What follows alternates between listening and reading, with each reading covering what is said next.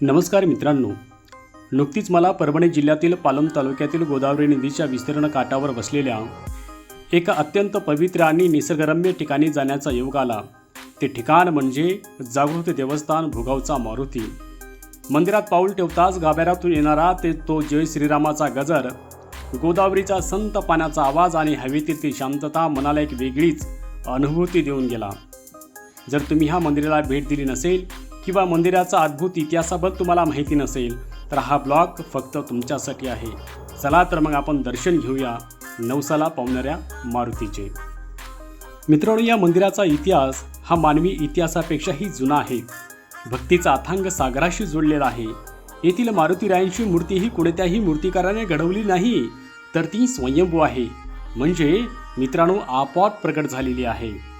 आज जिथे आपण भुगाव मारुतीचे भव्य मंदिर पाहतो, तिथं शेकडो वर्षापूर्वी केवळ गोदावरी नदीचा विस्तीर्ण घाट होता, घनदाट झाडी होती आणि एक दिवस असा उजाडला ज्याने या परिसराचा इतिहास कायम बदलून टाकला। बांधवांनो, त्या दिवसाची नदी काठची ती पाट, हवेत हलकीशी थंडी आणि गोदावरीचा संत पाण्याचा झुळझुळणारा आवाज।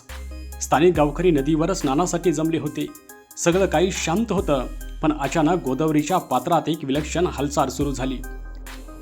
नदीचे पाणी अचानक खळबळू लागले।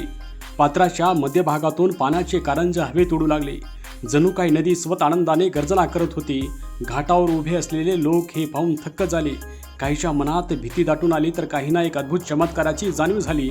नदीच्या पाण्याचा प्रवाह बाजूला सरत पात्राच्या आतून एक प्रचंड पाषाण हळूहळू वर येऊ लागला। सर्वजण श्वास रोखून पाहत होते आणि अचानक जेव्हा सूर्यकिरणे त्या पाषाणावर पडली, तेव्हा पाण्याचा पडदा बाजूला झाला आणि समोर प्रगट झाली शेंदूर चर्चित तेजपुंज आणि डोळ्यात अथांग शक्ती असलेल्या मारुतीरायांची स्वयंभू मूर्ती। ती रूप इतकं भव्य आणि दिव्य होतं की ते उपस्थित असलेल्या प्रत्येकाच्या अंगावर काटा उभा राहिला।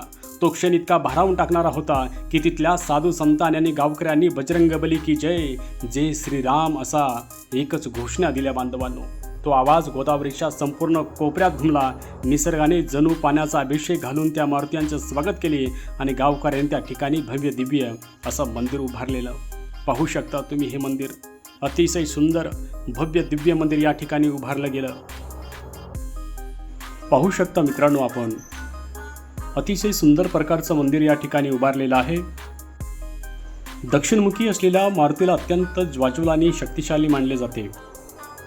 अशी मूर्ती वाईट शक्ती, संकट आणि अकाली संकटापासून भक्ताचं रक्षण करते। म्हणूनच आज येथे प्रचंड मारुती भक्तांची गर्दी आम्हाला मित्रांनो बघायला मिळते।